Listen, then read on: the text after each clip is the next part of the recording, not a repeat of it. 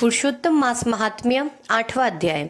श्री कृष्ण का युधिष्ठिर आदि से द्रौपदी के पूर्व जन्म का वर्णन।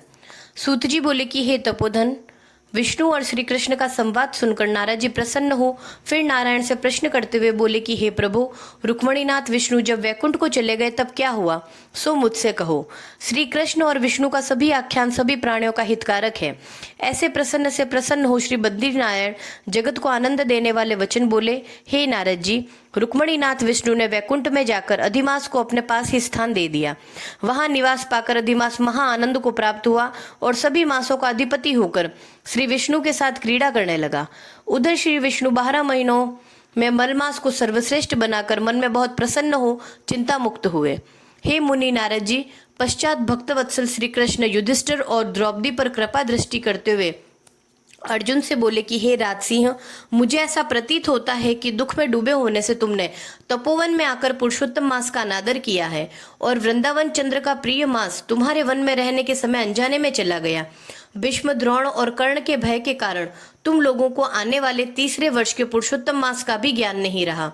वेद व्यास जी से प्राप्त विद्या की आराधना में लगे भयंकर युद्धशाली अर्जुन के इंद्रकील पर्वत पर चले जाने के दुख से तुम दुखित ही रहे।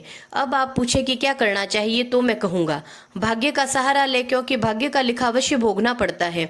जैसा होनहार होता है वैसा ही प्राप्त होता है। मनुष्य प्रारब्ध से ही सुख, दुख, भय, आनंद को प्राप्त होता है। अब आप अदृष्ट भाग्य पर ही निर्भर रहे। हे महाराज, अब आपके दुख भोगने का दूसरा कारण और कहता हूँ, वह बड़ा ही विलक्षण इतिहास भी सुनो। यह पांचाली द्रौपदी महाभाग्यशाली पूर्व जन्म में श्रेष्ठ मेधावी ऋषि की पुत्री थी। हे राजन, कुछ काल व्यतीत होने पर अत्यंत लावण्य युक्त और मनोहर नेत्रों वाली यह द्रौपदी उस समय 10 वर्ष की थी। पिता की एक ही पुत्री थी जो सर्वगुण संपन्न और बड़ी चतुर थी। इससे यह पिता को अत्यंत प्यारी थी। यह पुत्र के समान ही रहती थी। इसने पिता का कभी भी तिरस्कार नहीं किया।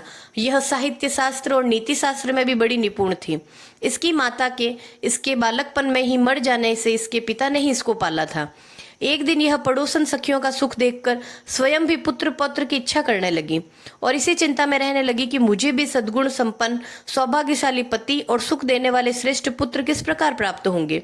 मैं अब ऐसा कौन सा कार्य करूं जिससे मुझे ज्ञान हो कि किस देवता को पूजूं, किस मुनि के पास जाऊं या किस तीर्थ में जाकर रहूं।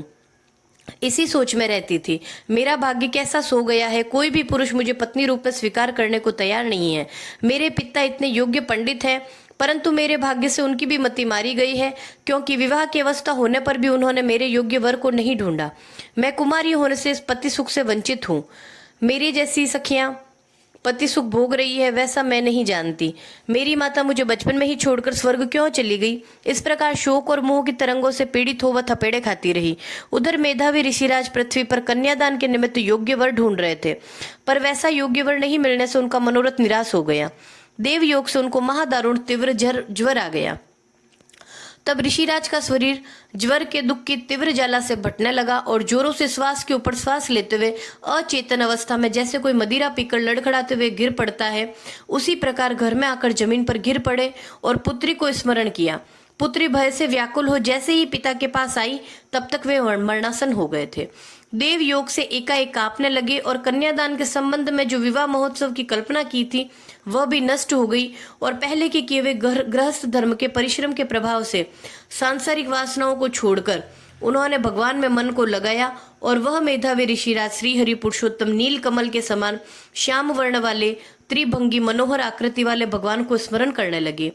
हे राशेश्वर, हे राधा रमण, हे प्रचंड भुजाओं से दैत्यों को मारने वाले, हे अति उग्र दावानल को पान करने वाले, हे गोप कुमारियों के उतरे हुए वस्त्रों को हरण करने वाले, हे श्री कृष्ण, हे गोविंद, हे हरे, हे मुरारी, हे राधेश, हे दामोदर, हे दीनानाथ, मेरा बारंबार नमस्कार है। मैं भव सागर में डूब रहा हूँ, मेरी रक्षा करो। मुनि के ऐसे आर्त वचन सुनकर गोलोक से भगवान के दूत शीघ्र आ गए और मरे हुए मुनि का हाथ पकड़कर भगवान के चरण कमलों में ले आए। इधर वह ऋषि पुत्री अपने पिता के प्राणों को निकलता देख हाय हाय कर रोने लगी और पिता की देह को गोदी में ले दुखित हो विलाप करने लगी। महादुखित हो दारुण रुदन करके कुररी पक्षी की भांति विलाप करती हुई वह अपने पिता से बोली, मानो वे जीवित हो। हाय पिता, हे पिताजी, हे कृपा सिंधु, अपनी पुत्री को आनंद देने वाले, आप भी मुझे अकेले छोड़कर गोलोक धाम को चले गए। हे तात, बिना पिता के अब मुझे कौन रखेगा? न मेरे भाई है, न कोई कुटुंब का, न मेरी माता ही रही। कौन मेरे भोजन और कपड़ों की चिंता करेगा? हे पिताजी, अब मुझे वेद ध्वनि भी सुनाई नहीं पड़ेगी। इस तुम्हारे सूने आश्रम में मैं कैसे रहूंगी? इससे तो मैं प्राण त्याग दूंगी। ऐसे जीने से क्या लाभ? हे मुझे प्यार देने वाले पिता, बिना विवाह कार्य संपन्न किए आप कहाँ चले गए? हे तात, हे तपोनिधे, आप लौट आइए और अमृत के समान वीटी माड़ी में मुझे पुकारिए। आप चुप क्यों हैं? उठिए, अब सोए हुए बहुत देर हो गई है। इस प्रकार अश्रुधारा बहाते हुए वह अनेक विलाप करने लगी। जोर जोर से रोने की आवाज सुनकर वहां पर वन में रहने वाले ब्राह्मण आपस में कहने लगे कि इस तपोवन में आज अत्यंत करुण भरे स्वर में बिलक बिलक कर कौन रो रहा है। तब वे सभी तपस्वी महर्षि की पुत्री का रोना समझकर और निश्चय करके हाहाकार मचाते हुए वहां पहुंचे और पुत्री की गोद में मरे हुए मुनि को देखकर वे सब मुनि भी रोने लगे। फिर पुत्री की गोद से शव को उठाकर शमशान में शिवालय के निकट ले जाकर चिता बनाकर अंत्येष्टि विधि से दाह क्रिया संपन्न की।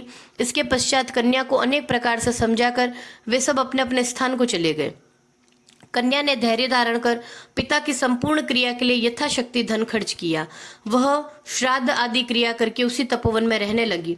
जिस प्रकार बछड़े के मर जाने पर गाय आंसू बहाते हुए खाना पीना छोड़कर बिलकती रहती है, उसी प्रकार वह पुत्री भी पिता के मरण जनित कष्टों से रोती बिलकती, आंसू बहाती हुई खाना पीना छोड़कर अत्यंत व्यथित रहती थी। बोलिए पुरुषोत्तम भगवान की जय।